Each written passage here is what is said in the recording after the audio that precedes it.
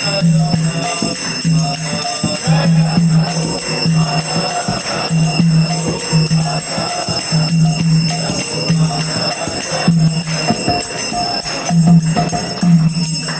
हरिनाम संकीर्तन की जय, प्रभुपाद की जय, कोटि वैष्णव वृंद की जय, श्रीमद् भागवतम की जय। ओम नमो भगवते वासुदेवाय। ओम नमो भगवते वासुदेवाय। ओम नमो भगवते वासुदेवाय। ओम नमो भगवते वासुदेवाय। ओम नमो भगवते वासुदेवाय। ओम नमो भगवते वासुदेवाय। नारायणं नमस्कृत्यं चैव नरोत्तमं देवीं सरस्वतीं व्यासं मुदीरये नष्टप्रायेषु भद्रेषु नित्यं भागवत सेवया भगवती उत्तम श्लोके भक्तिर्भवति नैष्ठिकी।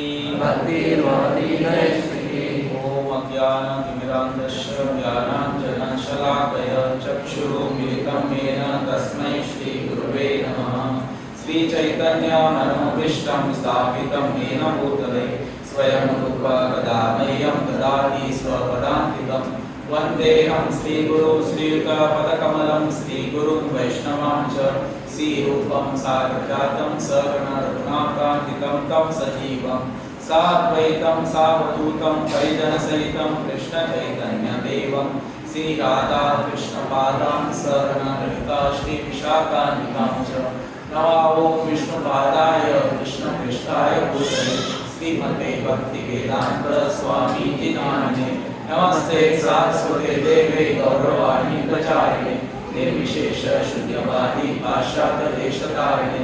जय श्री कृष्ण चैतन्य प्रभु नित्यानंद श्री अद्वैत गदाधर श्रीवासादि गौर भक्तवृंद। हरे कृष्णा कृष्ण कृष्ण हरे हरे, हरे राम राम राम हरे हरे। हरे कृष्ण। तो आज हम श्रीमद् भागवतम से चतुस्कंद मतलब चौथा स्कंद से चर्चा कर रहे हैं। इसमें दक्ष जो एक प्रजापति है, ब्रह्मा जी का पुत्र है, वो यज्ञ करते हैं। तो उस यज्ञ के बारे में चर्चा होगा, कैसे यज्ञ वो शुरू करके खंडन होता है, क्या क्या होता है सब। तो इसके पहले वो ये अध्याय की शुरुआत में मैत्रेय ऋषि मैत्रेय और विदुर के बीच में संवाद होता है। तो विदुर मैत्रेय को प्रश्न पूछते हैं। तो ये तीसरे स्कंद में था। तो प्रश्न ये है कि ब्रह्मा जी का पुत्र स्वयंभू और उसकी पत्नी शत्रुघ्न, इन दोनों का विवाह होने के बाद तो उनका मैंने क्या हुआ उसका वर्णन करो, उनका बच्चों का उनका सब वर्णन करने को है। तो ब्रह्मा जी का एक पुत्र है जिसका नाम है स्वयंभू मनु, और उनका विवाह शत्रुघ्न से होता है और उनसे 3 पुत्रियां होती हैं और 2 पुत्र। तो इसका वर्णन अभी शुरू हो रहा है। श्री मैत्रेय ने कहा, स्वयंभू मनु की पत्नी शत्रुघ्न से 3 कन्याएं उत्पन्न हुई जिनका नाम आकृति, देवहूति और प्रसूति। तो आपको याद रखना ये 3 नाम है। तो स्वयंभू मनु कौन है? ब्रह्मा जी के पुत्र। और उनकी पत्नी कौन है? शत्रुघ्न। तो उनका 3 पुत्र होते हैं। तो जिनका नाम क्या है? पहला आकृति, देवहूति और प्रसूति, ADP, आकृति, देवहूति और प्रसूति। और 2 पुत्र हैं, वो आगे आएगा। तो इस प्रकार उनका 3 कन्याएं हुई। ओके, तो इसके बारे में इधर इस में वर्णन किया है। तो इधर मैं बताता हूँ कि देखिए, जैसे कि इस अध्याय में प्रथम श्लोक में कहा गया है, स्वयंभू मनु की 3 कन्याएं थी जिनका नाम आकृति, देवहूति तथा प्रसूति। इन तीनों पुत्रियों में हाँ, देवहूति का तो पहले एक्चुअली दूसरा है देवहूति, तो इसका वर्णन पहले कर चुके हैं। उनका पुत्र कपिल देव थे, भगवान कपिल, इसका देवहूति का पुत्र। हाँ, और उनकी 9 कन्याएं हैं, उसका वर्णन नहीं किया, तो वो आगे वर्णन करेंगे। तो उसके बाद उनका आकुति, उसके बाद ये 3 है, तो इनका वर्णन अभी वो एक एक करके करेंगे। तो आकुति मतलब इन तीनों का 2 भाई थे, तो इधर बड़ी है, इसका नाम लिया है आकुति। कौन है? बड़ी पुत्री है, जिसका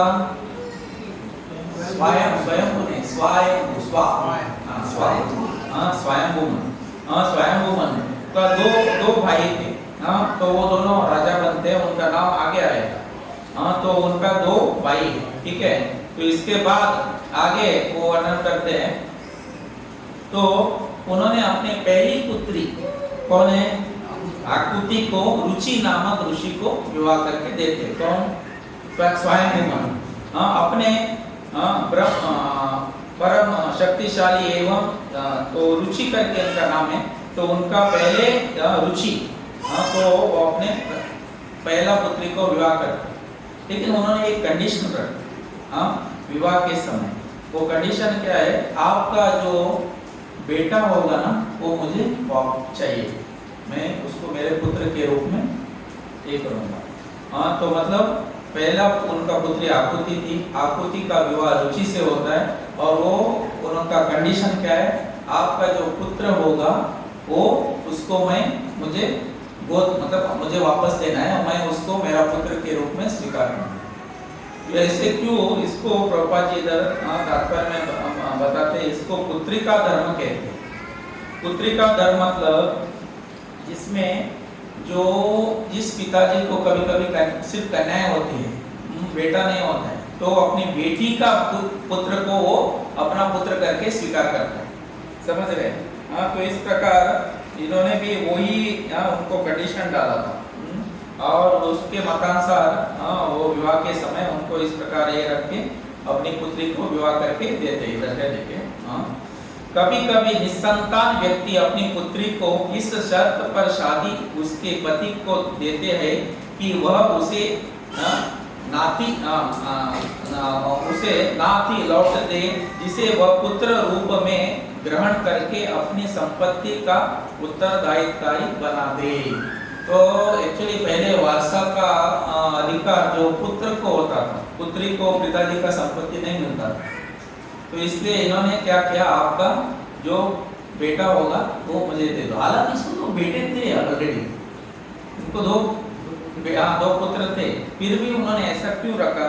क्योंकि उनको मालूम था कि जो पुत्र जन्म लेगा मेरी बड़ी बेटी से, वो भगवान का अवतार, वो भगवान का अवतार जन्म लेने वाले थे। इससे आकुति का जो पुत्र होने वाला था, उनको आगे का दिव्य दृष्टि था, उनको मालूम। तो इसलिए उन्होंने वो पुत्र को चाहिए करके मांगा। तो प्रभुपाद जी इसको तात्पर्य में इधर बताते हैं कि ये इनको मालूम था, इसलिए इन्होंने इस प्रकार से वो मांगा। क्योंकि श्री भगवान को अपने पुत्र तथा नाती के रूप में चाह रहे थे, तो वो पुत्र जो होने वाला था वो भगवान का अवतार होने वाला था, इसलिए उन्होंने मांगा। इसलिए वो क्या था? इस प्रकार का जो धर्म को क्या कहते हैं? पुत्रिका धर्म। पुत्रिका धर्म, जिसमें पुत्री का जो बेटा है वो उसके पिताजी अपने बेटे के रूप में उसको बड़ा करते हैं और ये करते हैं। तो इस प्रकार इन्होंने कंडीशन रखा। तो सौभाग्य से उनको 2 बच्चे हुए, एक लड़का और एक लड़की। तो इन्होंने पिताजी ने क्या किया? लड़का को लिया और लड़की को उन्हीं के पास रखा। रुचि और आकुति, उनका 2 बच्चे हुए, एक पुत्र एक पुत्री। और पुत्र को वो लेते, पुत्री को उधर ही रखते हैं। तो वो भी पिताजी भी खुश हुए, क्योंकि एक बच्चा हुआ, एक को लेके गए, उनको कुछ नहीं, वो दुख होगा ना। तो 2 हो गए, तो एक उधर, पुत्री उधर और एक। तो इस प्रकार 2 बच्चे होते। तो उसके बाद ये इनको लेके आते। जो पहला जो पुत्र था उसका नाम है यज्ञ, और ये भगवान का अवतार है। यज्ञ, यज्ञो वही विष्णु, यज्ञ भगवान का अवतार है। तो इस प्रकार वो पुत्र को लेके जाते हैं। ये रुचि प्रजापति रुचि के साथ उसका विवाह होता है। किसका? आकुति का। और उनसे जो जो बहुत बड़े अच्छे ब्राह्मण थे, जिसको ब्रह्म वर्चस कहते हैं, तो सारे ब्राह्मण के गुण उसके अंदर थे और वो सब ये करते थे। तो उनसे 2 बच्चे होते हैं, 2 संतान होते हैं और वो संतानों का जो लड़का है वो उसको ले देते हैं। और जो लड़का का नाम क्या है? यज्ञ। और पुत्री का नाम क्या है? दक्षिणा। क्या है? दक्षिणा। और दक्षिणा रुचि प्रजापति और उनके पत्नी के साथ ही रहते हैं, मतलब माता पिता के पास रहते हैं और वो बड़े हो जाते हैं। बड़े होने के बाद इन दोनों का विवाह होता है। किसका किसका? यज्ञ और दक्षिणा का। अभी आप सोचेंगे कैसे हो सकता है भाई बहन, लेकिन ये भाई बहन का रूल एक्चुअली वो दोनों लक्ष्मी और नारायण का होता है, समझ रहे? तो ये रूल उनको लागू नहीं होता है, वो नित्य जोड़ी है, तो इसलिए उन दोनों का विवाह होता है। उसके बाद तो इस प्रकार से ये पहला आकृति का वंशावली का वो वर्णन करते हैं। और उसके बाद उनको इन दोनों से अनेक बच्चे हो जाते हैं। तो ये पूरा ये उनका पारिवारिक मतलब यह वंशावली का वर्णन हुआ। उसके बाद वो देवहूति का भी वर्णन करते हैं और अंत में वर्णन करते हैं इसका प्रसूति। प्रसूति देवहूति को कर्दम मुनि को विवाह करके दिया जाता है और अंत में जो बेटी होती है उसको विवाह दक्ष के साथ होता है। तो आपके अंतिम का इम्पोर्टेंट है क्योंकि दक्ष का कथा अभी शुरू होने वाला है। तो पहला जो था उसका विवाह किसके पास हुआ? आकृति का विवाह रुचि प्रजापति रुचि के साथ हुआ और उनसे 10 पहले मतलब एक लड़का और एक लड़की होती है जिसका नाम यज्ञ और क्या है? यज्ञ और दक्षिणा। और ये दोनों के बाद इन दोनों से 9 कन्याएं होती, 10 बच्चे हो जाते हैं। और उसके बाद देवहूति और कर्दम का विवाह होता है। दूसरा पुत्र ये देवहूति, उसका विवाह कर्दम से होता है, जिनका पुत्र भगवान कपिल भगवान थे और 9 कन्याएं थी। उसके बाद तीसरा होता है प्रसूति का विवाह दक्ष प्रजापति से होता है और उनको इन दक्ष और प्रसूति से 16 कन्याएं होती है। तो इस प्रकार 16 कन्याएं होती है और उन्होंने इसमें से 13 को एक ऋषि को देता धर्म के साथ विवाह करते हैं। और तो अंतिम जो उनकी लास्ट कन्याएं थी 16वीं, उसको शिव जी के साथ विवाह होता है और शिव जी का साथ विवाह होता है। अन्य बाकी सारे कन्याओं को बच्चे होते हैं लेकिन इनको बच्चे नहीं होते। तो अभी तो ये कथा ऐसे बताते बताते अंत में वो बताते हैं तो सती अपना प्राण अग्नि में ले देती है। तब वो प्रश्न पूछती है तो सती ने अपना प्राण क्यों छोड़ा? दक्ष अपने दामाद से ईर्ष्या क्यों कर रहे थे? तो इस प्रकार से ये संवाद शुरू हुआ। तो वो ये कथा बताते बताते अंत में बताते कि सती ने अपना प्राण छोड़ दिया। तो इसलिए वो अभी प्रश्न पूछ रहा है। तो इससे दूसरा अध्याय प्रारंभ होता है जिसमें सती क्यों अपना शरीर छोड़ दी। तो वो अध्याय बहुत महत्वपूर्ण है। तो इसमें ये वंशावली का वर्णन किया। तो ये इधर अंत में सुखदेव गोस्वामी बताते हैं कि वंशावली में भगवान के अवतार हुए, इसलिए ये वंशावली बहुत पवित्र है। इसको श्रवण करने से भी एक व्यक्ति पाप से मुक्त हो जाता है। तो इस प्रकार तो ये पहला अध्याय समाप्त होता है और दूसरे अध्याय में अभी वो एक्चुअल जो कथा है इधर से शुरू हो जाता है। तो एक बार दक्ष जो प्रजापति है का प्रजापति मतलब जो प्रजा को उत्पन्न करने होता है उसको प्रजापति कहते हैं। तो उनको कार्य है इस सृष्टि को प्रजा से भरना। जब सृष्टि शुरुआत होती है खाली रहती है तो ब्रह्मा जी को कार्य दिया जाता है कि तुम इस पृथ्वी को प्रजा से भरो करके। तो पहले ब्रह्मा जी ने अपने मन से 4 पुत्र मानस पुत्र उत्पन्न किए और ये चारों पुत्र बोले हम परिवार एक परिवार बढ़ाने में नहीं पड़ेंगे। तो ब्रह्मा जी को क्रोध आया और उनके क्रोध वो सहन नहीं कर पाए। उनके क्रोध उनके दोनों भ्रुकुटी से बाहर आया और एक बच्चा जन्म हुआ, वो शिव जी। रुद्र है, रोते रहे, इसलिए उनका नाम है रुद्र। तो उसके बाद ब्रह्मा जी ने थोड़ा ऐसे कर्म कांड, ऐसे कार्य करने वाले पुत्रों को उत्पन्न किया, 9 पुत्र, जिसमें भृगु, मरीचि, अत्रि और ऐसे बहुत सारे हैं। तो वो लोग सब प्रजा को उत्पन्न करते हैं और अंत में थोड़ा एक भक्ति का प्रचार करने के लिए पुत्र उत्पन्न किया, वो है नारद। तो इस प्रकार ये 10 पुत्र हो जाते हैं। तो उसके बाद तो लेकिन वो देखते हैं कि ये सब लड़के हैं, किसी को किसी आकर्षण नहीं है, तो इसलिए वो कन्या को तैयार करते हैं। तो इसलिए स्वयंभू मनु और शत्रुपा का होता है। तो इसके बाद ये इनके द्वारा प्रजा सारा विश्व भर बढ़ जाता है। तो स्वयंभू मनु का ये 3 पुत्रियां और 2 पुत्र हैं, राजा उत्तानपाद और प्रियव्रत, ये 2 पुत्र हैं उनके। तो इसके बाद ये सब वर्णन करते अभी दक्ष यज्ञ को शुरू होता है। तो एक बार की बात थी, तो दक्ष प्रजापति यज्ञ कर रहे थे और ये यज्ञ में सभी देवताओं को बुलाया, तो विश्व के सारे देवताओं यज्ञ में उपस्थित थे, जिसमें शिव जी थे, ब्रह्मा जी थे, सारे देवता। अभी दक्ष सभी लोग आके यज्ञ में बैठे हैं। अभी दक्ष प्रजापति आने वाले हैं और सब लोग उपस्थित हैं। दक्ष प्रजापति यज्ञ में आ जाते हैं। जैसे आते हैं सारे सभा के सभी लोग उनको स्वागत के लिए खड़े हो जाते हैं। 2 लोग उठते हैं, एक कौन है? ब्रह्मा जी और दूसरा शिव जी। तो ब्रह्मा जी उठते हैं और शिव जी भी उठते हैं। तो ब्रह्मा जी उठते हैं, दक्ष समझ जाते हैं पिताजी है, पिताजी कैसे है, पिताजी को सम्मान बेटे को देना, तो इसलिए वो शांत रहते हैं। लेकिन दामाद भी उठा नहीं, इनको गुस्सा। अभी वो शुरू होता है, देखेंगे। दक्ष द्वारा शिवजी को शाप। विदुर ने पूछा जो तो ये प्रश्न बहुत महत्वपूर्ण है। तो ये प्रश्न देखिए। तो इधर बताया है, हवे शीलवता श्रेष्ठ। शीलवता मतलब जो सभ्य व्यक्ति में श्रेष्ठ कौन? शिव जी। और दूसरा है द्वित्र वत्सल। द्वित्र मतलब पुत्री, जिस पुत्री से इतना प्रेम करते हैं, क्योंकि वो लास्ट छोटी बेटी है इसका, दक्ष का।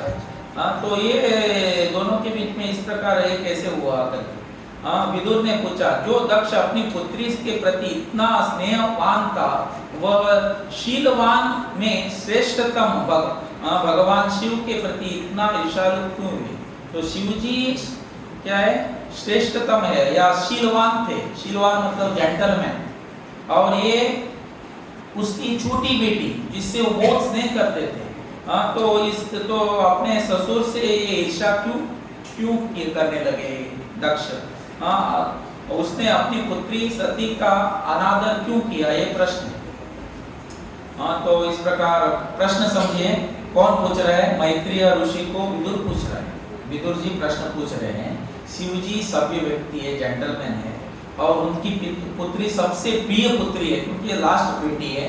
तो वो उस दामाद से वो क्यों ईर्ष्या करने लगे, अपने ही दामाद से? तो अभी उसका उधर से उत्तर शुरू होता है। भगवान शिव तो वर्णन कर रहे, देखो वो शिव जी का गुरु को वर्णन कर रहे। शिव जी चराचरम गुरु है, सारे संसार के गुरु है, और जिनका कोई शत्रु नहीं है, शत्रु रहित है, शांत और आत्मतुष्ट है। ऐसे शिव जी से वो द्वेष क्यों करते हैं? दक्ष करते पुत्र। वे देवताओं के सबसे महान है। यह कैसे संभव हो सकता है कि ऐसे मंगलमय व्यक्ति के प्रति दक्ष वैराग्य रखता? तो ये प्रश्न है, समझ रहे? वैरभाव क्यों रखता है? तो इस प्रकार से प्रश्न पूछा गया। तो अभी वो बताते हैं।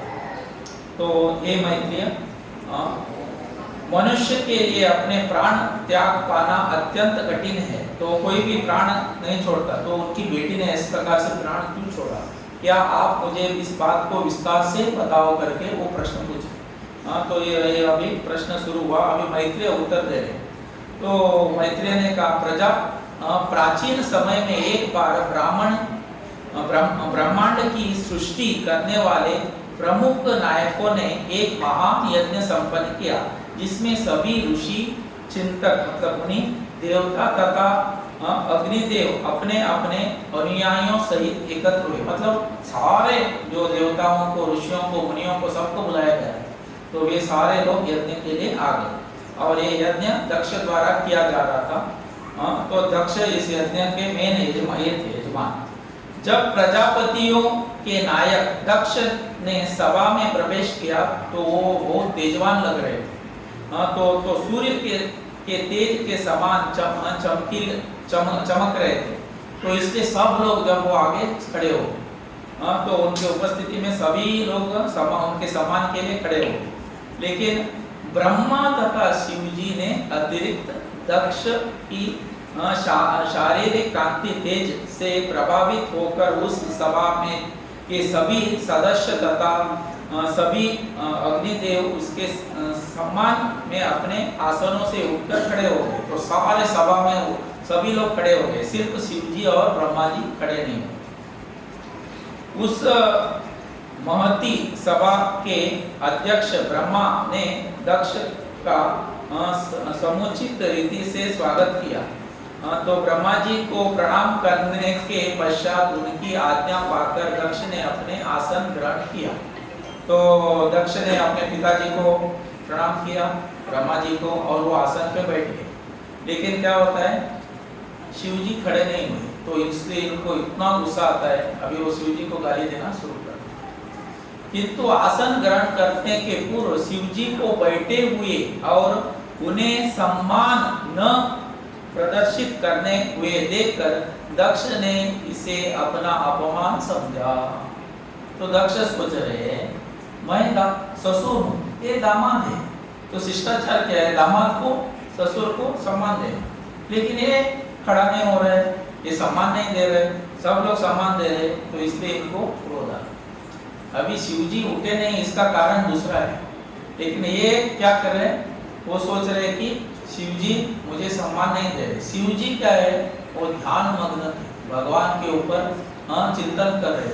तो इसलिए वो उन्होंने देखा नहीं कौन आ रहा है कौन जा रहा है, तो इसलिए वो क्या हो गए, वो बैठे ही रहे। जब व्यक्ति पूर्ण भगवान चेतना में समाधि में रहता है तो प्रभुपाद जी उधर एक तात्पर्य में बताते हैं कि वो सबको प्रणाम कर ही रहा है, उसको और बाहर उठकर और सम्मान करने की जरूरत नहीं। तो शिव जी समाधि में थे, तो इसलिए वो सबको सब प्रणाम कर ही रहे थे। तो दक्ष को भी प्रणाम किया ही था, लेकिन दक्ष ये समझ नहीं पाए, तो इसलिए दक्ष को क्रोध आता और वो क्रोधित होकर तो ये समस्त उपस्थित ऋषि, तो अभी वो दक्ष सबको अभी बता रहे, और वो बताते में वो गाली देते जा रहे किसको, शिव जी। तो इसको पढ़िए प्रभु, ये अनुवाद। ये समस्त उपस्थित ऋषियों, ब्राह्मणों तथा अग्निदेवों, ध्यानपूर्वक सुनो, क्योंकि मैं शिष्टाचार के विषय में बोल रहा हूँ। मैं किसी अज्ञानता या ईर्ष्या से नहीं कह रहा। तो वो बोल रहा मैं किसी को ईर्ष्या नहीं कर रहा हूँ, मैं शिष्टाचार बता रहा हूँ। लेकिन शिष्टाचार बताते बताते सब ईर्ष्या वो करने वाले। अभी पढ़िए। अभी सिर्फ ये लोकपालकों के नाम तथा यश को धूल में मिला दिया और सदाचार के पथ को दूषित किया है। निर्लज्ज होने के कारण उसे इसका पता नहीं है कि किस प्रकार से आचरण करना चाहिए। तो वो शिव जी अपने दामाद को चिल्ला रहे हैं, तो उनको पता नहीं क्या शिष्टाचार है। तो ऐसे बोल रहे। तो पढ़िए इसके। इसने अग्नि तथा ब्राह्मणों के समक्ष मेरी पुत्री का पाणी ग्रहण करके पहले ही मेरी आधीनता स्वीकार कर ली है। इसने गायत्री के समान मेरी पुत्री के साथ विवाह किया है और अपने को सत्पुरुष बताया था। तो ये क्या है, ये मेरी अधीनता को स्वीकार किया है, मतलब वो दामाद होने के नाते अभी वो मेरा अधीन है। ऐसे वो कौन सोच रहा है, दक्ष। और इसने मेरी पुत्री को स्वीकार किया है। तो और मुझे पता है कि मैं सत्पुरुष हूँ, तो इस प्रकार ये बोल के किया है। तो वैसे वो बोल रहे हैं। तो आगे इसके नेत्र बंदर के समान है, तो भी इसके मृगी जैसी नेत्रों वाली मेरी कन्या के साथ विवाह किया है। तो भी इसने उठकर ना तो मेरा स्वागत किया और ना मीठी वाणी से मेरा सत्कार करना उचित समझा। तो शिव जी को थोड़ा ये कर रहे हैं कि तुम क्या है, बंदर जैसे हो और मेरी इतनी अच्छी कन्या को मैं आपको दिया है, तो फिर भी तुम मुझे क्या कर रहे हो, सम्मान नहीं दे रहे। हाँ, तो इस प्रकार वो कहने लगे शिष्टाचार के सभी नियमों को भंग करने वाले इस व्यक्ति को अपनी कन्या प्रदान करने की मेरी तनिक भी इच्छा नहीं थी। वांछित विधि विधानों का पालन न करने के कारण यह अपवित्र है, किंतु इसे अपनी कन्या प्रदान करने के लिए मैं उसी प्रकार बाध्य हो गया जिस प्रकार किसी शूद्र को वेदों का पाठ पढ़ाना पड़े। तो एक्चुअली वैदिक सभ्यता में ना शूद्र वेद पाठ नहीं करते, मतलब वो मंत्र सब पढ़ने के लिए कुछ संस्कृत आना पड़ता है, सब पढ़ते हैं, इसलिए शूद्र नहीं करते। तो इसी प्रकार वो कह रहे इनडायरेक्टली मुझे इसको पुत्री देने का बिल्कुल इच्छा नहीं थी, लेकिन मेरे पिताजी ने बोला, कौन? ब्रह्मा जी ने, इसको शिव जी को विवाह करोगे। तो अभी वो शिव जी पिताजी को भी गाली दे रहा है, और ससुर को भी, हाँ, इस ससुर को भी गाली दे रहा है। हाँ, तो शिष्टाचार, हाँ, तो इसको कुछ ये मालूम नहीं, मैं इनके इसके मतानुसार मैं इन दोनों को दिया, इस प्रकार से वो कहने लगे। हाँ, तो अभी वह शमशान जैसे गंदे स्थान में रहता है और उसके साथ भूत तथा प्रेत रहते हैं। वह पागलों के समान नंगा रहता है, कभी हंसता है तो कभी चिल्लाता है, और सारे शरीर में शमशान की राख लपेटे रहता है। वह ठीक से नहाता भी नहीं। वह खोपड़ियों तथा अस्थियों की माला से अपने शरीर को विभूषित करता है, अतः वह केवल नाम से ही शिव है, अन्यथा वह अत्यंत प्रमत्त तथा अशोक प्राणी है। वह केवल तामसिक प्रवृत्त लोगों का प्रिय है और उन्हीं का अगुआ है। तो ये एक्चुअली शिव जी स्मशान जैसे स्थान पे रहते हैं, लेकिन उनको उसका प्रभाव नहीं पड़ता, समझ रहे? हाँ, तो और किशोर दास बाबा जी है ना, वो कभी कभी शौच में बैठ के शौचालय जब करते थे, मतलब दूसरे लोग आके डिस्टर्ब नहीं करते, लोग आके इधर दुनिया का कपड़े मारते रहते हैं, इसलिए ऐसे उनका स्तर दूसरा रहता है। उसी प्रकार शिव जी स्मशान का वो ये विभूति ये लगाते हैं और ये सब करते हैं, लेकिन इससे उनको ये नहीं पड़ता। वो भूत पिशाच के साथ रहते हैं, लेकिन उनका उद्धार के लिए, समझ रहे? भूत पिशाच को अपना संग देकर उनका वो उद्धार करते हैं, उनसे प्रभावित नहीं होता। लेकिन ये सब इनको मालूम नहीं, ये इनको गाली देते जा रहे, गाली देते जा रहे। हाँ, तो इस प्रकार यज्ञ में ये सब लोग एकत्रित हुए यज्ञ के लिए, लेकिन उधर क्या है? शौच बलोचर। तो इसके बाद पढ़िए आगे। ब्रह्मा जी के अनुरोध पर मैंने अपनी साध्वी पुत्री उसे प्रदान की थी, यद्यपि वह समस्त प्रकार की स्वच्छता से रहित है और उसका हृदय विकारों से पूरित है। हाँ, तो अभी वो ब्रह्मा जी को भी गाली दे रहे, तो ब्रह्मा जी ने बोला कि मुझे उसको मेरी पुत्री को दो करके, इसलिए मैंने उनको दिया। तो मतलब अभी पिताजी को भी गाली दे रहा है। तो इस प्रकार वो बहुत इस प्रकार गाली देते जा रहा है। तो मैत्रेय मुनि ने आगे कहा, इस प्रकार शिव को अपने विपक्ष में स्थित देखकर दक्ष ने जल से आचमन किया और निम्नलिखित शब्दों से शाप देने प्रारंभ किया। और वो शिव जी को शाप देने वाले, हाँ, कौन? दक्ष। वो बोल रहे कि ये मेरा दामाद। हाँ, आगे वो ये भी बोलने वाले कि एक पुत्री भी उसको विवाह कर दिया, पुत्री मेरी है। तो वो इतना उसका संबंध इतना ये हो जाता है कि पुत्री फ्रस्ट्रेट होके प्राण दे। हाँ, तो देवता, हाँ, पढ़िए। देवता तो यज्ञ की आहुति में भागीदार हो सकते हैं, किंतु समस्त देवों में अधम शिव को यज्ञ भाग नहीं मिलना चाहिए। हाँ, तो पहला उनका श्राप क्या है? तो हर एक देव को जब यज्ञ होता है उनको उनका शहर बनता, मतलब हाँ, तो वो शिव जी को इस यज्ञ में कोई स्थान ये नहीं मिलेगा। हाँ, या शिव को यज्ञ का कोई भाग नहीं मिलेगा करके उनका पहला शिव जी को श्राप है। हाँ, तो श्राप देते। तो उसके बाद आगे मैत्रेय ने आगे कहा, हे विदुर, उस यज्ञ के सभासदों द्वारा मना किए जाने पर भी दक्ष क्रोध में आकर शिव जी को शाप देता रहा और फिर सभा त्याग कर अपने घर चला गया। हाँ, तो अभी यज्ञ चल ही रहा था, तो बाकी सब लोग बोल रहे बाबा शांत हो जाओ, इतना क्रोध मत करो। तो ये सुन नहीं रहा है। जब व्यक्ति क्रोध में रहता है ना, वो भेद नहीं कर सकता क्या सही है क्या गलत है। हाँ, तो सत्व गुण में ना सही क्या है गलत क्या है वो भेद कर सकता। रजोगुण में सत्व क्या है, सच क्या करेक्ट है क्या रॉन्ग है वो भेद नहीं कर सकता। तो वो इतना क्रोध में था, उन्होंने इसको उनको शाप दिया और सब लोग बोले अभी तो बैठ जाओ, शांत हो जाओ। वो शांत भी नहीं हुए, उधर से उठ के चले गए। ब्रह्मा जी भी बोले अब मत जाओ, इधर बैठो करो। लेकिन वो उधर से चला जाता है। हाँ, तो इसके बाद यह जानकर कि भगवान शिव को साथ दिया गया है, शिव का प्रमुख पार्षद नंदीश्वर अत्यधिक क्रुद्ध हुआ। उसकी आंखें लाल हो गई और उसने दक्ष तथा वहां उपस्थित सभी ब्राह्मणों को, जिन्होंने दक्ष द्वारा कटु वचनों में शिव जी को शापित किए जाने का को सहन किया, साथ देने की तैयारी की। तो अभी क्या हो रहा है, दो पार्टी हो गई। अब ये जो शिव जी को सपोर्टर है, मतलब उनके गण नंदीश्वर जो मेन है, तो उनको गुस्सा आ गया। अभी वो फिर शाप देंगे, फिर उधर से ब्राह्मण शाप देंगे। तो इस प्रकार ये बहुत बड़ा ये होने वाला है। हाँ, तो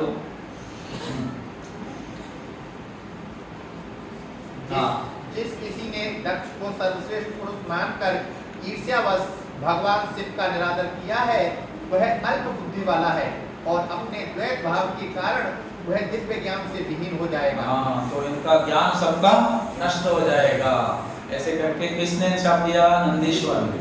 नंदीश्वर शिव जी के गण है। हाँ, तो ये अल्प बुद्धि वाले हो जाएंगे और ये क्या है, इनको कोई ज्ञान नहीं रहेगा।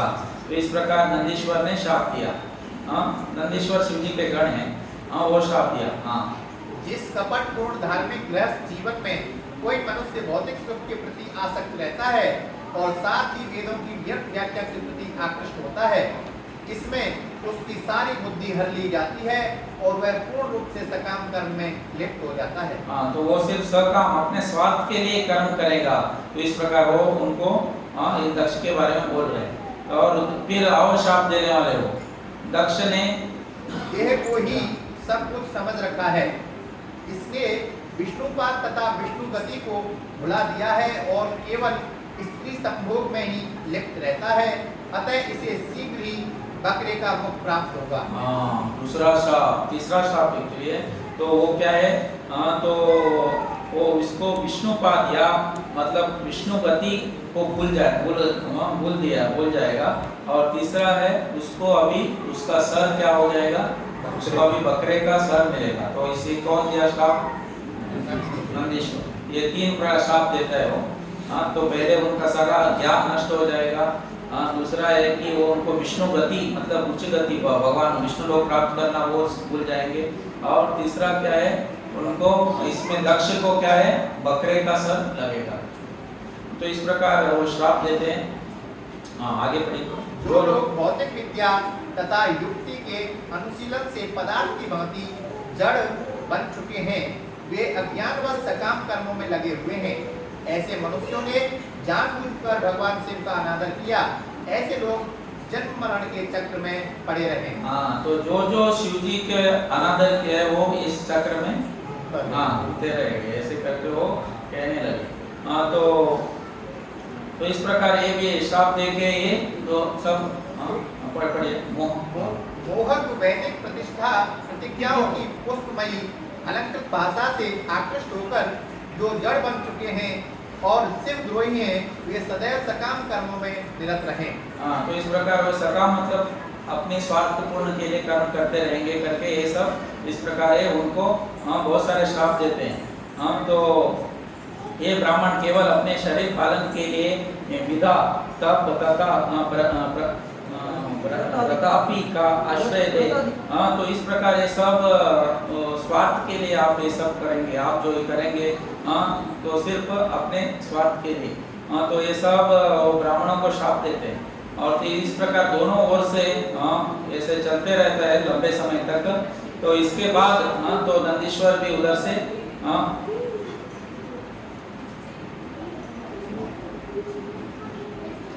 तो इस प्रकार अभी ये सब होने के बाद उधर भृगु मुनि थे, उनको भी थोड़ा गुस्सा आ जाता है।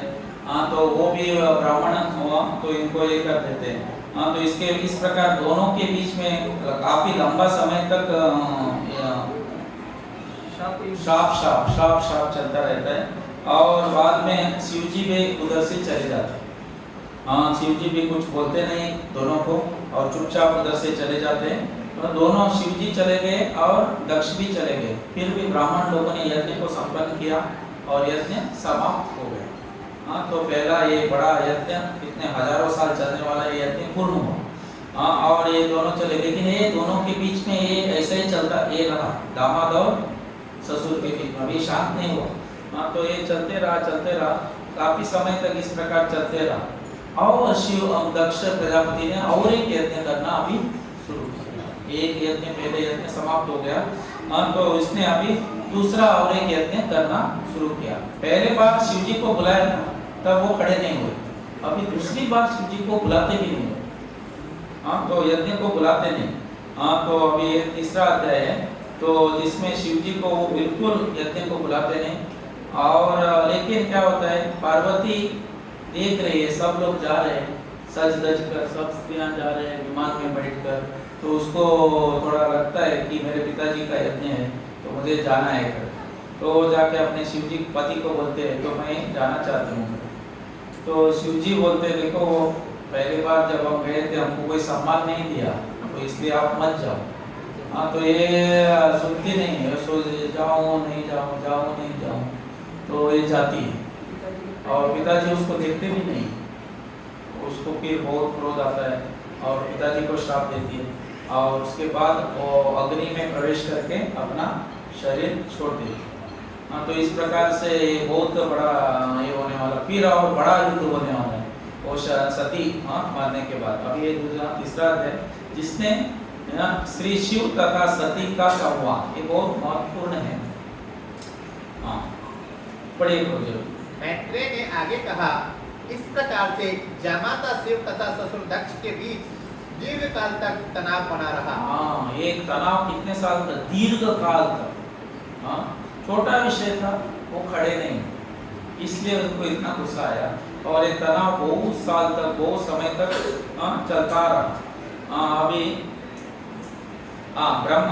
ब्रह्मा ने जब दक्ष को समस्त प्रजापतियों का मुखिया बना दिया, तो दक्ष गर्व से फूल उठा। हाँ, तो क्या है, जब किसी को पोस्ट पोजीशन मिलता है ना, तो उसको क्या हो जाता है, अहंकार आ जाता है। कुछ भी छोटा सा भी पोस्ट मिला तो भी अहंकार आता है। और इसको सब सभा का प्रजापति बनाया गया, इसको दक्ष को, ब्रह्मा जी ने, तो इसलिए उसको थोड़ा अहंकार आया। ये पूरा कथा क्या है, अहंकार के वजह से क्या होता है वो बताएगा। हाँ, तो और ये अहंकार जल्दी जाता नहीं। हाँ, तो तात्पर्य पढ़िए। यद्यपि दक्ष शिव जी के प्रति ईर्षा, द्वेष तथा शत्रुता भाव से पूर्ण था, तथापि उसे समस्त प्रजापतियों का अधीक्षक नियुक्त किया दिया गया। इससे उसको अतीब गर्व हो गया। हाँ, तो प्रभुपाद जी बता रहे इसका गर्व क्यों बढ़ गया। हाँ, तो पहले क्या था, तो प्रजापति तो पहले उनको उसको शिव जी के प्रति ईर्षा था, और इससे में उसको सभापति बना दिया, तो और उसका गर्व और बढ़ गया। जब मनुष्य को अपनी भौतिक संपदा पर गर्व हो जाता है, तो वह कोई भी आपदाजनक कार्य कर सकता है। अतः दक्ष ने झूठी प्रतिष्ठा के बल पर कार्य किया। इस अध्याय में इसी का वर्णन है। हाँ, तो इधर ये क्या बताया गया, उसको झूठी प्रतिष्ठा, झूठी अहंकार, इसके वजह से वो ये सब कार्य करता है, इसका भी वर्णन कर रहे हैं। हाँ, तो अभी वो 2 यज्ञ करते हैं, तो पढ़िए। दक्ष ने वाजपेयी नामक यज्ञ प्रारंभ किया, और उसे अत्यधिक विश्वास था कि शिव जी का समर्थन तो प्राप्त होगा ही, ब्रह्मा जी का समर्थन तो प्राप्त होगा ही, जब उसने एक अन्य महान यज्ञ किया जिसे बृहस्पति सब कहते हैं। हाँ, तो वो 2 यज्ञ किया, एक पहले है वाजपेय, हाँ, और दूसरा है बृहस्पति सब। तो ये बृहस्पति सब यज्ञ करने के लिए पहले वाजपेय यज्ञ करना होगा। तो ये यज्ञ संपन्न किया, तो ये दूसरा ये यज्ञ वो करने लगे। तो इस समय क्या होता है देखिए, जब यज्ञ संपन्न हो रहा था, ब्रह्मांड के विभिन्न भागों से अनेक ब्रह्मर्षि, मुनि, पितृकुल के देवता तथा अन्य देवता आभूषणों से अलंकृत अपनी अपनी पत्नियों सहित उसमें सम्मिलित हुए। तो ये तात्पर्य बहुत महत्वपूर्ण है, पढ़िए। किसी भी शुभ उत्सव में, चाहे ब्याह हो, यज्ञ हो या पूजा हो, विवाहित स्त्रियों के लिए यह शुभ माना जाता है कि वे अच्छे अच्छे आभूषणों, वस्त्रों तथा अंगरागों से अपने को अलंकृत करें। ये मांगलिक चिन्ह है। उस बृहस्पति सब नामक महान यज्ञ में स्वर्ग की अनेक स्त्रियां अपने अपने देवऋषि, राजऋषि तथा देव पत्नियों के साथ एकत्र हुए। इस श्लोक में यह विशेष रूप से उल्लेख है कि वे अपने अपने पतियों के साथ आईं, क्योंकि जब स्त्रियां अच्छी तरह अलंकृत होती हैं तो उनके पति और अधिक मुद्रित होते हैं। देवों तथा मुनियों की पत्नियों की सज्जा, उनके आभूषण तथा वेशभूषा एवं ऋषियों मुनियों की प्रसन्नता, ये सब उस उत्सव के मांगलिक चिन्ह थे। जब भी कोई उत्सव होता है तो अच्छा अच्छा ड्रेस पहनना चाहिए, अलंकार, आभूषण पहनना चाहिए, और क्या है, और अंगराग, कॉस्मेटिक्स वो सब लगाना है। और पहले भी मतलब इससे वो एक ऑस्पिशियस, एक मांगल्य वातावरण बनता है, मांगलिक वातावरण बनता है। तो और इस प्रकार जब स्त्रियां ऐसा श्रृंगार करते हैं तो क्या होता है, तो उनके पतियों का मन क्या हो जाता है, प्रसन्न हो जाता है। तो इस प्रकार वो सज-धज सब लोग जा रहे थे। अभी सब लोग जा रहे थे तब क्या होता है, देखिए दक्ष कन्या साध्वी सती ने आकाश मार्ग में जाते हुए स्वर्ग के निवासियों को परस्पर बातें करते हुए सुना कि उसके पिता द्वारा महान यज्ञ संपन्न कराया जा रहा है। जब उसने देखा कि सभी दिशाओं से स्वर्ग के निवासियों की सुंदर पत्नियां, जिनके नेत्र अत्यंत सुंदरता से चमक रहे थे, उनके घर के समीप से होकर सुंदर वस्त्रों से सुसज्जित होकर तथा कानों में कुंडल एवं गले में लॉकेट युक्त हार से अलंकृत होकर जा रही हैं, तो वह अपने पति भूतनाथ के पास अत्यंत उद्विग्नता पूर्वक गई और इस प्रकार बोली। तो अभी सब लोग जा रहे हैं तो मैं और उनका घर के सामने से जा रहे हैं, तो उनको दिख रहा है क्या सब लोग जा रहे हैं अपने अपने पत्नियों के साथ, पति देव सब विमान पे बैठ के जा रहे हैं। तो और वो जाते जाते बात कर रहे थे कि हम दक्ष यज्ञ को जा रहे हैं, दक्ष यज्ञ को जा रहे हैं। तो शायद इसको देखा, इसको सती खड़ी थी, उसने देखा है सब और उसको पूछा, अरे तू सांगा वो, तो उनको बोला नहीं क्या करके तुम्हारे पिताजी ने। तो उनको थोड़ा ये लगा, तो अपने पति के पास जाते, जिनका नाम क्या है, भूतनाथ, भूतों के नाम। तो भूत को भी वो उद्धार करते हैं, अपना संग देकर, इसलिए उनका नाम क्या है, भूतनाथ। तो इस प्रकार मतलब शिव जी के पास जाकर वो बात करने लगे। तो अभी तात्पर्य पढ़िए। ऐसा लगता है कि शिव जी का निवास स्थान इस लोक में न होकर कहीं बाह्य अंतरिक्ष में था, अन्यथा विभिन्न दिशाओं से इस लोक की ओर आते हुए विमानों को सती कैसे देख पाती। समझ रहे, तो ये थोड़ा शिव जी का लोक ऊपर है, आध्यात्मिक लोक भौतिक लोक दोनों के बीच में आता है। तो ये वो था, तो इसलिए उनको ऐसा दिख रहा। और विमान के यात्रियों को दक्ष के द्वारा संपन्न किए जाने वाले यज्ञ के संबंध में बातें करते हुए कैसे सुन सकती थी। सती को यहाँ पर दाक्षायणी कहा गया है क्योंकि वह राजा दक्ष की पुत्री थी। उपदेव वर से तात्पर्य है निम्न श्रेणी के देवता, यथा गंधर्व, किन्नर तथा उरग, जो वास्तव में देवता न होकर देवताओं तथा मनुष्यों के बीच की श्रेणी के प्राणी हैं।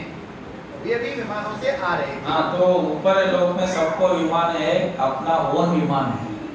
हर एक का एक विमान रहता है, वो अपने अपने विमान में बैठ के जाते। तो ये सब लोग जा रहे थे और दक्ष इसने देखा और फिर वो अपने पति के पास जाकर वो बोलने लगे। और शिव जी के इधर शिव जी का पुत्री का नाम है दक्षायणी। दक्षायणी मतलब दक्ष की पुत्री है। कभी कभी शिव जी अपने पत्नी को दक्षायणी कहते थे, तो अभी दाक्षायणी कहते। तो इस प्रकार तो ये हो रहा है, अभी वो जाकर बात कर रहे हैं। पढ़िए अभी वो क्या बोल रहे हैं। सती अपने पति को जाके बोल रहे हैं। सती ने कहा, हे प्राणप्रिय शिव, इस समय आपके ससुर महान यज्ञ कर रहे हैं और सभी देवता आमंत्रित होकर वहां जा रहे हैं। यदि आप कहें तो हम भी चले। तो वो ऐसे नहीं बोल रहे मेरे पिताजी कर रहे हैं, आपके ससुर कर रहे हैं, क्या बोल रहे हैं। तो उनका संबंध उनके साथ दिखा रहे, आपके ससुर जी है, वो यज्ञ कर रहे हैं। तो इस समय आपके ससुर महान यज्ञ कर रहे हैं। तो अगर आपकी अनुमति है तो मैं अकेले जाती हूँ नहीं बोला, हम दोनों।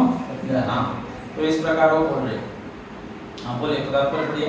सती को अपने पति तथा पिता के मध्य चल रहे तनाव का पता था।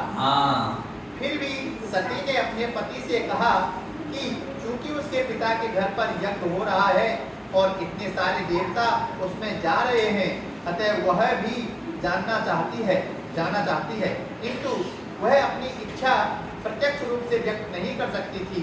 अतः उसने अपने पति से कहा कि यदि वे जाने के इच्छुक हों तो वह भी उनके साथ चल सकती है।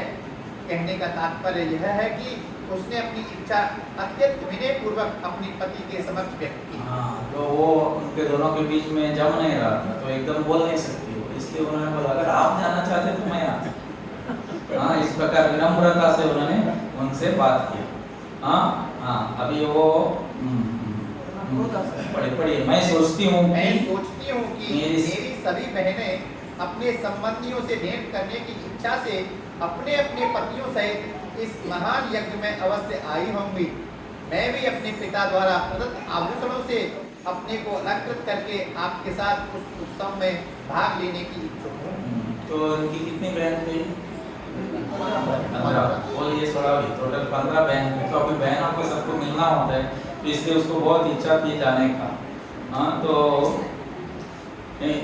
स्त्रियों का स्वभाव के बारे में इधर बताया, पढ़िए इसको। यहाँ स्त्रियों का स्वभाव है कि वे आभूषणों तथा वस्त्रों से अलंकृत होकर अपने पतियों के साथ सामाजिक उत्सवों में जाना चाहती हैं।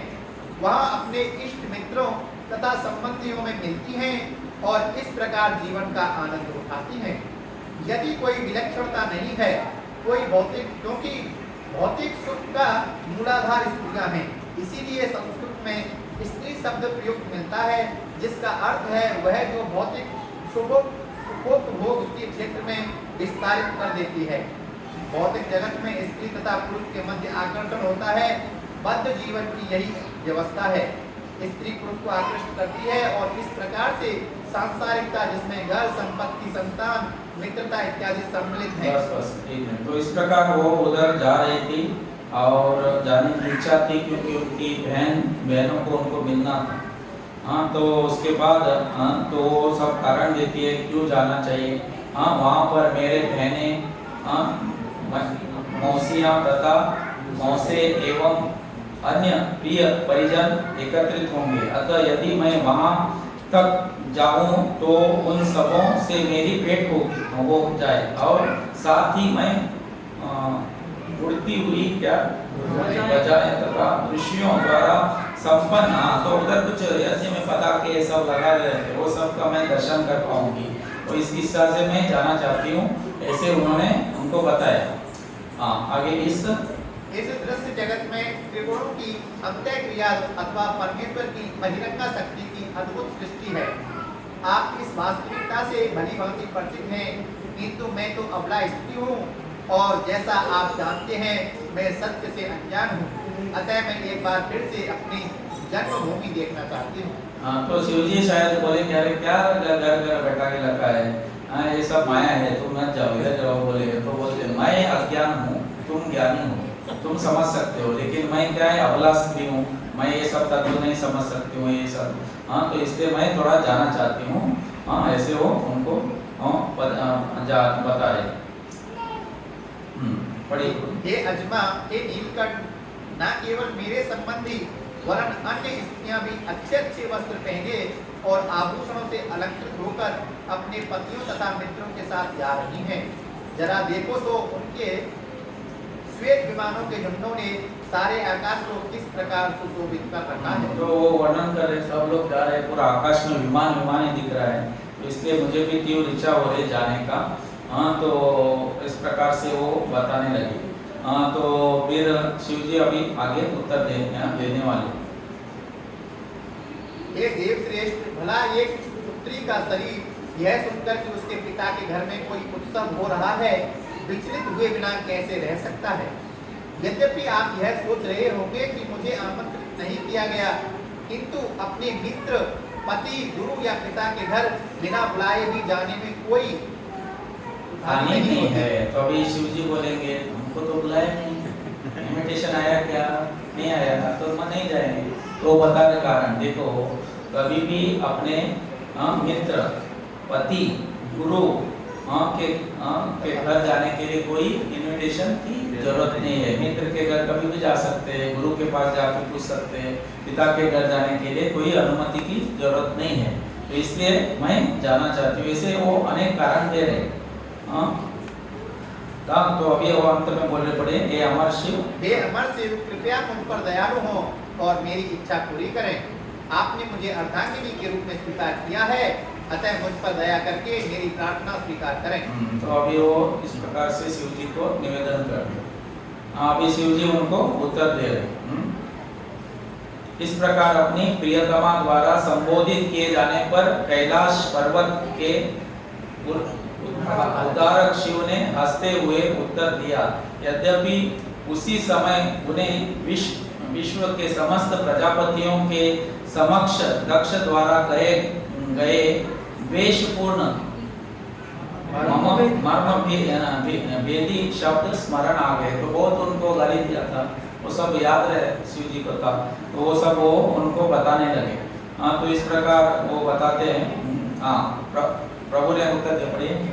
प्रभु ने उत्तर दिया, हे सुंदरी, तुमने कहा कि अपने मित्र के घर बिना बुलाए जाया जा सकता है, यह सच है, किंतु तब जब वह यह आत्मबोध के कारण अतिथि में दोष ना निकाले और उस पर क्रोध ना हो।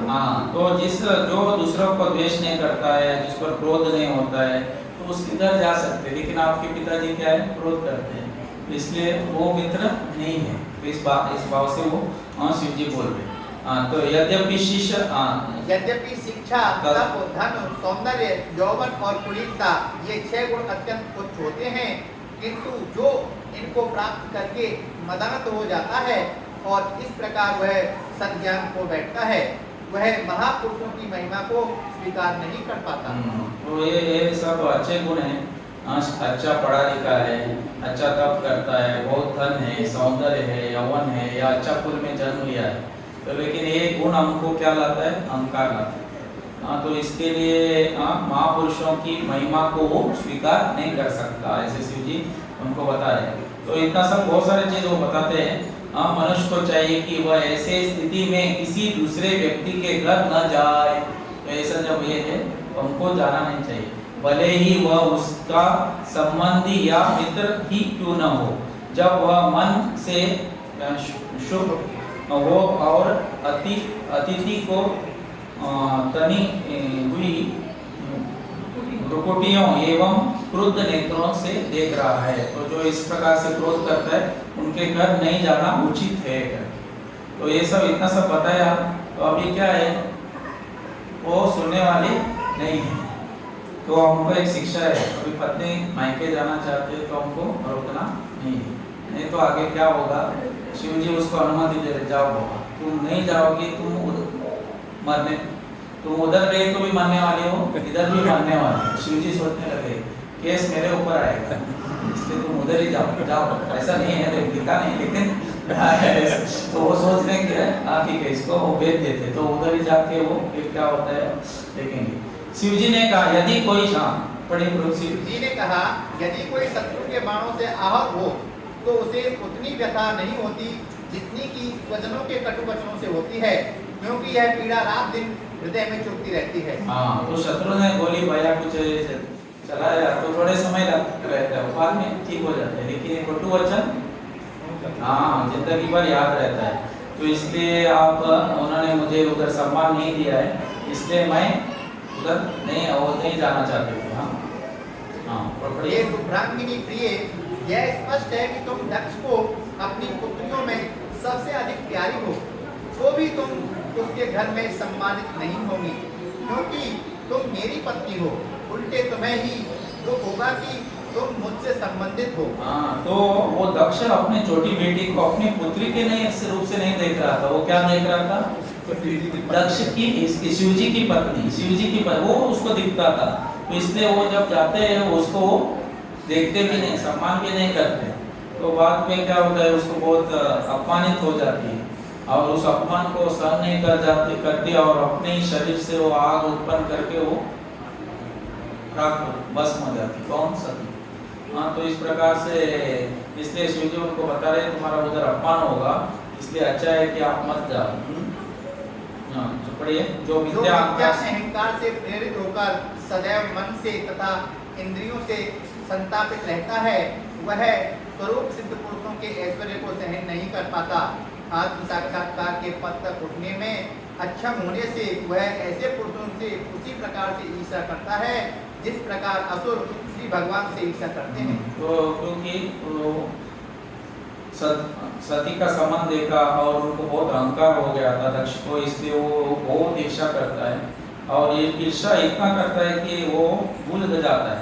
तो एक छोटा सा ये है, कभी कभी हम क्रोधित हो जाते हैं तो क्या करते मालूम नहीं। एक बार क्या हुआ, एक छोटा बच्चा था, तो पिताजी ने नया कार लिया था, तो बच्चा ने उस पर कुछ लिख दिया, तो पिताजी को बहुत क्रोध आया और उसने उसका हाथ पकड़ा और एक डंडा से मारा, इतना मारा। वो फिर बच्चा रो रहा है, सुबह से शाम तक रो रहा है। तो पिताजी सोचा कि क्यों इतना दिन भर रो रहा है, तो डॉक्टर के पास ले गए। डॉक्टर ने सब चेक किया तो उसका पूरा हड्डियाँ पाउडर हो गए, टूट के। उसका एक ही ऑप्शन है कि हाथ को कट करना, इसको ज्वाइंट नहीं किया तो कट हुआ तो ज्वाइंट कर सकते, तो इतना पाउडर हो गया तो ज्वाइंट नहीं कर सकते। तो उस बच्चे को फिर हाथ कट करना पड़ा। पिताजी बहुत दुखी हो गए और घर लेके आए, सब ऑपरेशन हो गया। फिर एक दिन कार निकालते समय देखा बच्चा ने क्या लिखा है। पिताजी ने, बच्चे ने लिखा था, पापा आई लव यू। भाई ये मेरे से प्रेम कर रहा है और मैं इसको मारा, तो इसको इतना दुख हो गया कि अभी इसने अपना प्राण निकाला। तो क्रोध किस रीति तक आ सकता है।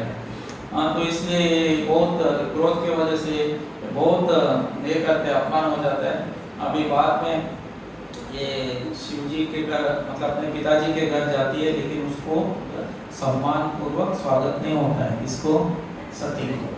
तो उसके माँ स्वागत करती है, बेटी बहन स्वागत करती है, लेकिन पिताजी देखते नहीं और बाकी ब्राह्मण भी दक्ष के डर से उनको कुछ स्वागत नहीं करते। तो उसको बहुत अपमान हो जाता है, वो पिताजी को बहुत गाली देते हैं और ये शरीर तुम्हारे से उत्पन्न हुआ है, हाँ, तो इसलिए ये शरीर मैं नहीं रखूंगी करके वो क्या करती है, अपने शरीर को पूरा जला के राख करती है। और जब शिव जी ध्यान मग्न थे, उनको कुछ पता नहीं, नारद मुनि गए, क्या हुआ मालूम है क्या नहीं, तुम्हारी पत्नी करके जाके कहाँ गई, शिव जी को जाके बताया। शिव जी को आया क्रोध और शिव जी ने अपने बाल कुछ निकाले और फेंका जमीन पर, और उससे एक असुर पैदा हो जाता है और वो जाके उसको शिव जी आदेश देते दक्ष को जाके मारो। वो पूरा जाता है उधर, वो दक्ष यज्ञ में, और बाकी सब गण जाते हैं और दक्ष को पकड़ते हैं, और बाकी जो जो हंसे थे सबको रिएक्शन आने वाला है। अभी तो भृगु ऋषि कुछ ये किया था, तो इसलिए उसका मूंछ तो निकाल देते हैं, और कोई हंसा आंख देकर उसका दोनों आंख निकाल देते हैं वो गण, और कोई किसी का दाढ़ी निकाल देते हैं और दक्ष को पकड़ के वो मारते हैं। तो इसको एक काटता है, इसका गला कितना भी काटा तो कट ही नहीं हो रहा है। फिर उन्होंने देखा कि यज्ञ के लिए, मारने के लिए, पशु मारने के लिए एक था मशीन, मतलब मारने का एक था, उधर उसको रखते और उसका गला काट देते। गला सिर्फ काटते नहीं, उसको जाके यज्ञ कुंड में डाल के जला भी देते। अभी दक्ष मर गया और यज्ञ रुक गया। सारे ब्राह्मणों को यज्ञ कुंड में जाकर पेशाब कर देते, सब नष्ट भ्रष्ट करके दूसरा यज्ञ बंद हो जाता है।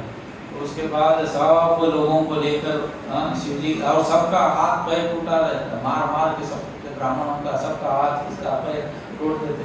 तो उसके बाद ये सब लोग शिव जी के इसके पास जाते हैं, ब्रह्मा जी को, और ब्रह्मा जी को बताते कि ऐसे ऐसे समस्या हो गए है।